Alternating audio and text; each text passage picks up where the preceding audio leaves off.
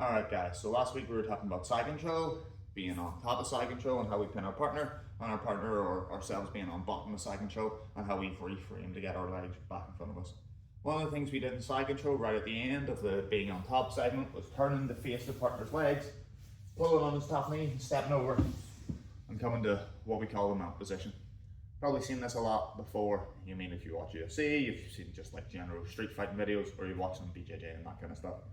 This is the second best position in jiu-jitsu, pretty much, apart from when the guy turns and exposes his back and we take his back, because all he can really do is want to escape from here. If he tries to like attack me from here, like even if it's jiu-jitsu, attack my arms or attack my limbs, he can't really do much.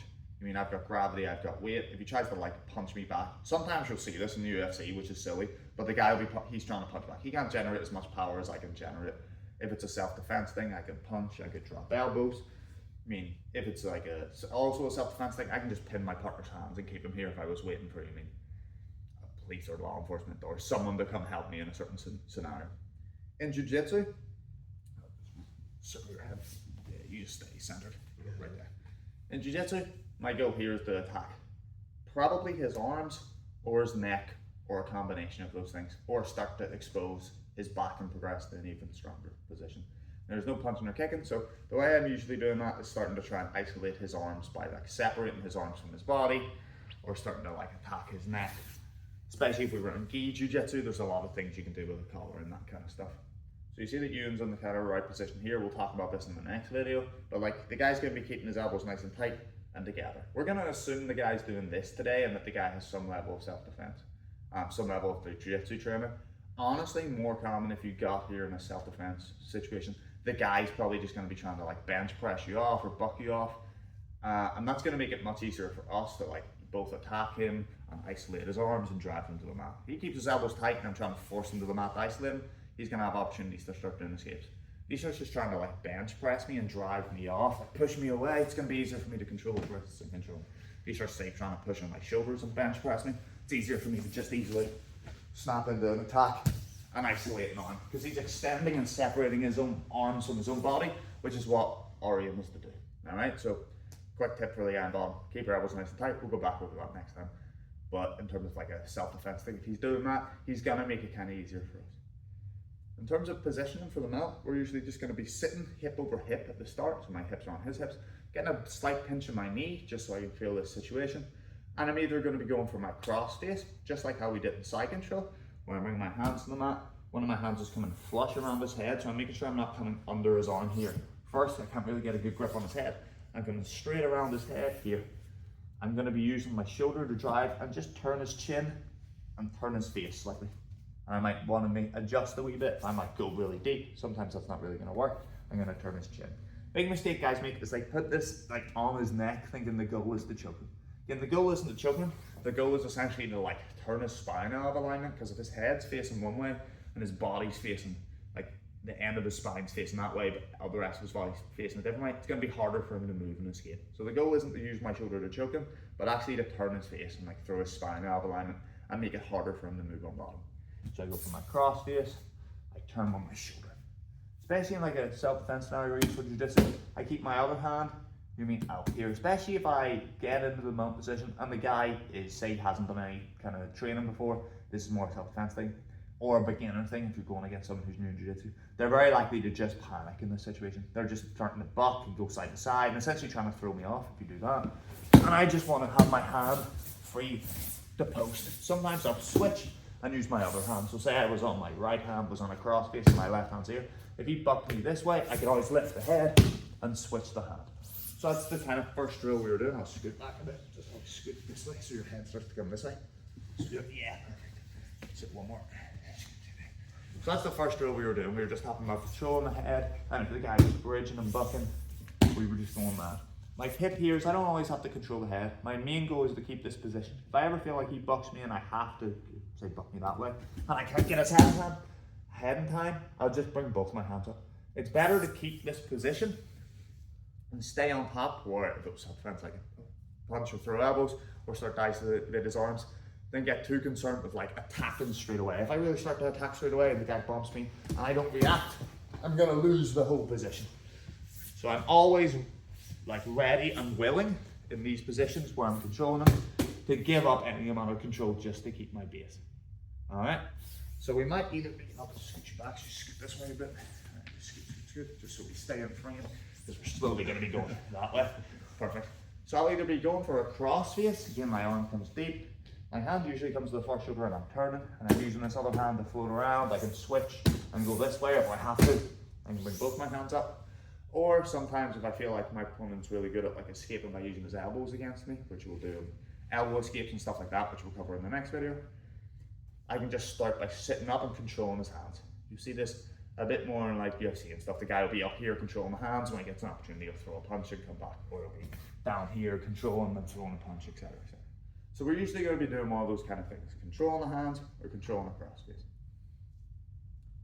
One quick tip, if you aren't, this is like, does work in jiu-jitsu as well, but it's really good for like a self-defense situation, is if, especially if there's a size difference, if my opponent or a partner or whoever it is like heavier than me, even if I'm just trying to control them with my arms in a cross face and basing out, if they're really strong and big, especially if I'm newer to the sport or in a self-defense situation where not everything I'm gonna do is gonna be perfect, if they try to bump me off, they might have more success. There's a big size difference, it's gonna be easier for him to just bump me off and go crazy. So if I feel like when I'm in this position, maybe I'm in a cross face or I'm trying to control his hands, and I feel like he's really bumping me off and it's tough to control him, what I'm gonna do is I'm gonna go to what we call grapevines. So I'll circle, you point your head this way, we'll just circle, yeah, perfect. So grapevines are when I'm controlling his head, like this, I'm gonna bring my hand to the mat, I'm gonna shoot my hips back, and my legs are gonna come through, and I'm getting like this ankle to ankle position. You'll see from here, I'm driving my legs. I'm not so much trying to like super torque his knees out, I'm more trying to drive my legs back, get this shin to shin, ankle to ankle position, and I'm driving my hips down into the mat. Sometimes I'll even bring both hands up here and just drive here like this.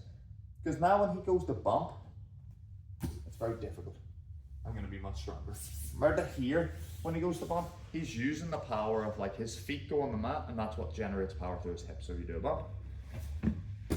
Especially because there might be a size difference here between my partner and me. But if I enable to bring my legs through and really stretch his legs out, he can't bring his feet as close to his butt. So now if he tries to do a bump, it's not as strong. I'm able to kind of drive on the mat. What I don't want to do here is be like lying like this. My weight's coming forward here. And I don't want to be like sitting where I like shoot back with my legs. I'm like taking all my weight on my hands. I just get to the side here. You shoot that way. I'm trying to like cross face. I come here. I'm maybe doing like a sun salutation in yoga, where like I drive my feet and my hips come super low. You see my chest is coming up. I'm really trying to drive my hips back. So again, same thing. I'm on my opponent. You stay there. Perfect. I'm like this. I feel like I'm trying to control this position. My opponent's really bumping, going mad. I bring my hips back and I can just sprawl my legs up and really, especially if he's like extended one leg out initially and then I keep it there, it's going to be hard. This is good for controlling him, but it's not really good for attacking him, because you can see my hands are on the mat here. I might be slightly out of frame, hopefully not. But like I can't really use my hands now to start isolating his arms or controlling him. Sorry, like isolating his arms and attacking him. But for controlling him in terms of him not getting away, this is pretty good. So I do this when the guy's really going mad, because if he's bucking like crazy, go for it.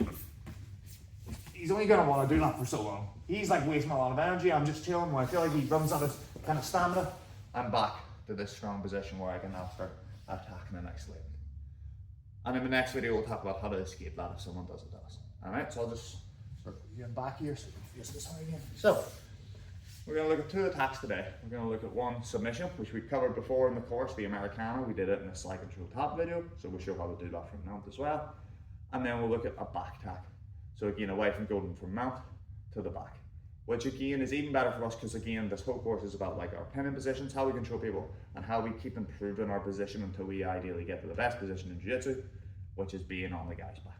All right, which we'll cover in the next week's set of videos, attack and defense. So I'm here like this. When I'm like this, say I was going for a cross face or whatever, I'm going to come up and just start to control his hands. When I control his hands, I want to go for like, they call this like a cross grip. Some people call this like a reverse grip, where if his elbows are nice and tight, I'm going to the side and I'm going to the side. So my right hand is coming across to the left, thumb on top, fingers on bottom, like a little C-man Lego grip, so like this. So my thumb's over the top of where his watch would be, and my left hand's coming underneath that hand, like this. Or I could go left hand first and then bring my right hand on top. I got both my hands are coming across and grabbing diagonally with my thumbs on top. From here, the hand that's on top, I'm going to mostly start by trying to drive that hand to the mat and putting my force through this. So I want to use my top hand here, my right hand, to try and drive Ewan's hand flat to the mat. If I'm back here on my hips though, this can be difficult because I'm driving at this like diagonal plane, so if he keeps his elbows tight, that can be hard. Especially if there's a size difference or the stronger, if you're me and your arms like the same size the whole way, you're not maybe that strong. So I don't want to just be using my arm, I'm going to be coming forward and getting my chest and my body weight over the top. See how I'm disconnecting my butt from his hips and driving over, so I start to stack my shoulder over my elbow over my wrist. So now I'm driving with my whole body weight to the mat. Rather than here where I'm kind of really pushing arm on arm, if I drive forward, it's hard for him to stop that. The good thing about this position in the next drill we were doing in the course, or will do in the course, is if I start to drive this way and he really wants to fight this, it's going to be easy to drive him the other way.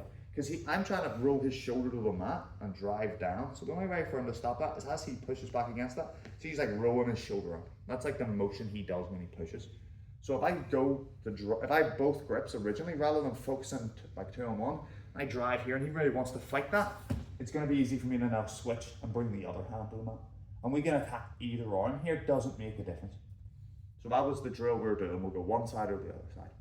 So say I'm here, I'm in my cross grip. I get forward, say I just drive. We'll just say we're driving the same side hand to the mat now, just for the ease of showing the rest of the technique. But again, I could do this on either side, whether I want this way or this way. I bring my weight forward, I drive this hand to the mat. I'm already getting that nice right angle I want in an Americana. His hand's pointing up, down to his elbow, and there's like a right angle by his elbow here. I want to switch my grip, so I want my right hand to go from my fingers on bottom to my fingers on top. So you see I'm going from like a grip like this to a grip like that. If I just let go here and try to bring my hand on top, if my opponent's good and done some training, as soon as I'm not controlling his arm, he's going to bring it away. So as I do that, it's gone. Because he's going to know on bottom with some training that his arm being isolated is bad for him. That's what starts to set up attacks, whether it's Americanas or starting to scoop it up into like head and arms and stuff, or forcing my knees to take away that position. So when I get to this and I drive, I don't let go of this grip. There shouldn't be a point where his arm's free. So instead I use my left hand, I can let go now. We're isolating this arm and I'm gonna grab the wrist. And now I can let go. If he tries to free his hand, it's stuck. And then I can grab with my grip that I want. So instead of being here and letting go to grab, where as soon as I let go, he's gonna bring his hand away and bring his arm back in tight. I pin, my left hand comes on top, and then I can switch. So my right hand, keeping my thumb by my fingers, like a little paw grip, and I'm just covering like this bit of his wrist, right here. Bam. From here, my elbow's gonna drop to the mat beside his head and then drive away slightly. Now I'm here, my other hand is gonna come underneath his elbow, just like we did our Americana in the side control video. And I'm gonna connect to my own, like where my watch would be here, around my wrist. Again, I could put this on here by keeping his palm flat on the mat and lifting his elbow up. I might eventually get a tap. But it's going to be stronger if I bring his elbow closer to his hip. So I'm going to bring my own knee back, and I slide and bring his elbow as close as I can to his side. Now when I do the finish, which is keeping his, imagining his hands like a paintbrush, I'm keeping the back of it on the mat. I'm lifting his elbow up to the ceiling like it's a clock, and I'm making this like stroke motion, like a brush. And that's going to get a finish way quicker than if I'm up here. Important tip again, I want to keep this hand flat on the mat. A lot of guys have that thing where they start lifting the hand. As I lift the hand, he's going to find it much easier to either pull his elbow in or punch his hand straight and then free himself, circle, and then bring his elbow back in. So tips, keep his hand flat on the mat. And again, I want him as if his hand was going to give me a high five, like that. I don't want his wrist starting to turn and I'm holding like the side of his hand. Again, this is just going to make it hard, like easier for him to escape and harder for me to finish. So I really want to drive this flat. We'll rotate and I'll show it from this side. So you point this way first. I'm here, cross grips, like this. I'm leaning in and driving with my right hand. My left hand covers, my right hand just switches. So instead of thumb on top, fingers on bottom, all my fingers on my thumb on top, like a little paw grip. My elbow drops to the mat, I can push his head away slightly, and I come under his elbow. And I make sure I'm not coming between his elbow and his wrist, but I'm coming between his elbow and his shoulder. I grab my own wrist. Again, I'm keeping his hand flat here, so don't let this lift up, punch it straight. Yeah, you punch your hand straight. Yeah, where you can punch his hand straight. And I make sure I'm not getting his elbows, his hand's not like this, his hand's not like this. His wrist is like flat on the mat, so the back of his hand is flat on the mat. Again, I could just finish from here lifting up. It's gonna take a lot more work. So instead I'm bringing my knee back and I'm pulling his elbow in nice and tight. Imagine this is like a brush, so I'm keeping the back of his hand on the mat. I'm lifting his elbow to the ceiling by pulling up with my elbow, and I keep everything stuck here until I get it finished. All right? I'll scoot you back this way. Very common reaction from here is that he knows, we'll scoot back a wee bit. Scoot this way. Perfect. He knows that when his arm gets isolated, that's not good for him. So I'm starting to put him in this like dilemma where like he can do nothing and I'll start to attack the isolated arm, or he can attempt to rescue his arm by using his free arms, which would be this one, to come across and try and grab it. Anytime his arm comes across, again, the center line, we talked a wee bit about this in closed guard, so his arm comes across the center line, which is just an imaginary line that cuts through his nose, his mouth, like down his chest, through his belly button. So here as his elbow comes across the center line, this is also putting him in danger. What we're going to do is when this comes across, we want to start getting to a position where we're grabbing his arm behind his own head. I'll show that in a second. So we're here, cross grip, exact same setup. I drive this hand to the mat. As I switch, he wants to rescue this. He realizes that he's in trouble. He maybe grab his own hand, he might grab my wrist. One or the other, doesn't really matter. See how we start to slightly turn up on his shoulders here? We're going to use that to our advantage. We're going to come underneath with our free hand, and we're going to grab his wrist. It's going to look a bit strange because I'm holding his wrist, he's holding my wrist, and I'm going to come underneath and grab his wrist again, like this. I'm going to break this grip. He's got a strong grip here. I'm just going to pull this towards and pull my other wrist as well. My goal now is to really turn him on his side as much as possible. I do that by leaning. I can let go of this wrist. I don't need it anymore. I'm going to put my hand flat on the mat. I'm going to lean all my weight to that side. See, I'm pulling up on my elbow. And as I do that, my elbow's going to go from bent to like going absolutely straight, and I'm going to turn my shoulder through that as well. And that's going to lift as much of his back and turn him on his side as much as possible. The more he's on his side and like facing the way that my hand's on the mat, so my left hand's on the mat, so the more he's facing towards my left, the better it's going to be for me. So I get to here, I drive, I switch. He goes to rescue, he grabs my hand, or maybe he starts trying to peel his own hand, doesn't really matter. I come underneath, I grab his wrist here on this hand. From here, I'm going to lean my hand on that. I lean, you see, I straighten this arm, I pull, and I drive him along the side. Now from here, I'll just circle back a wee bit.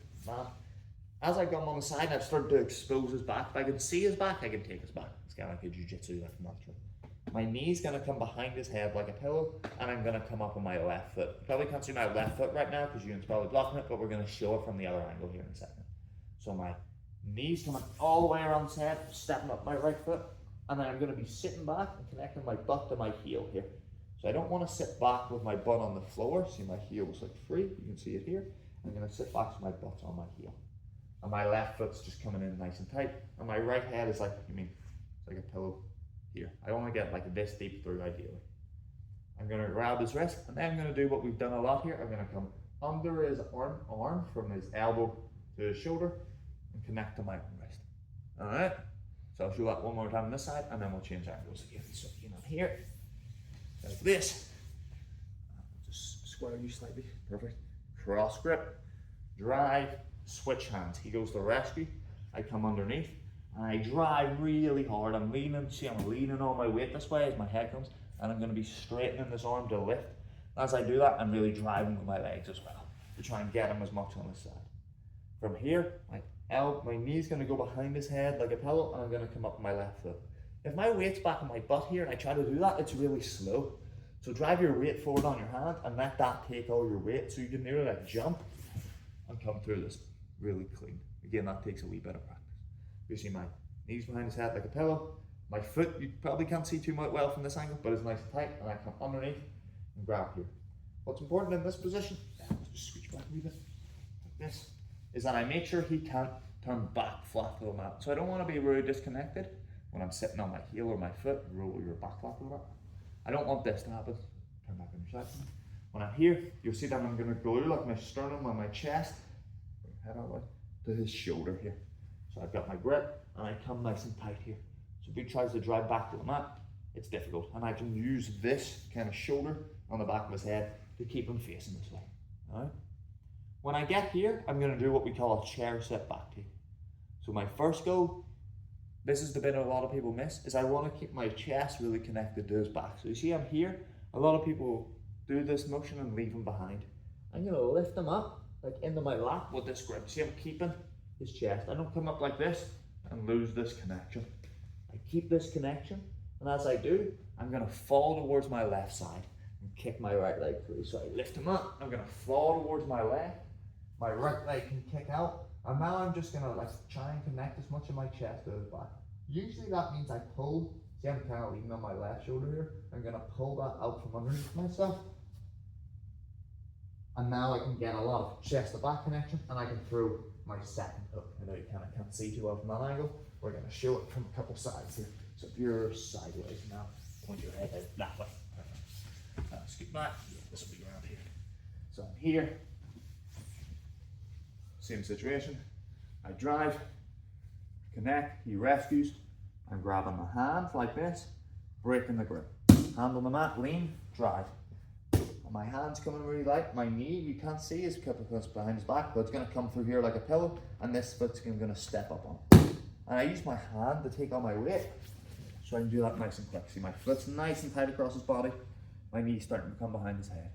I come underneath here and connect my own hand. And again from here, he's on his side really nice, and I'm coming in nice and low. I'm connecting like my chest or my sternum to his shoulder. So if he tries to drive back, I can like keep this grip tight and go like this. I'm going to lift him up into my lap here, like this, and see I'm going to go towards my left side. It's important that I really fall to my left. If you just sit off to the side for a wee second. I'm in like this position here. You'll think I'm going to pull the guy straight backwards. I'm sitting on my own foot. So if I go straight backwards and I'm bringing all his weight with me, this can put a lot of pressure on my knee here, because I'm trapping my own foot by sitting on it. So I don't want to go straight back. I go to my left, and then my foot can circle nice and easily, and there's no issue there. If I go to my left, so again I'd be lifting them up, I fall to my left, and I can kick that foot by circling it out, and I'll have no issues. Come back onto that same side, and then we'll show from the far side. So I'm here, reverse grip, drive, switch, he rescues, I come tight, pull, drive him on a side, knee comes behind, foot comes up, connect, make sure he stays on his side here. So even if I felt like here he's starting to come flat, I can roll him on his side and get my chest behind him. I'm going to lift him up with this chest to shoulder connection. And again, I don't go straight backwards here where there'd be a lot of pressure. I go to my left, and then you see my right leg's free to kick out. I'm kind of on my left side here, you can't see too much, I'll show it on the other side here. So I just pull my left side behind me, so I'm just on my shoulder. I'm trying to essentially come and connect to his back as much as possible. So you see I just pull around, and then I can throw both hooks in, my head can go beside his head, and I can take his back. We'll talk about all the back taking stuff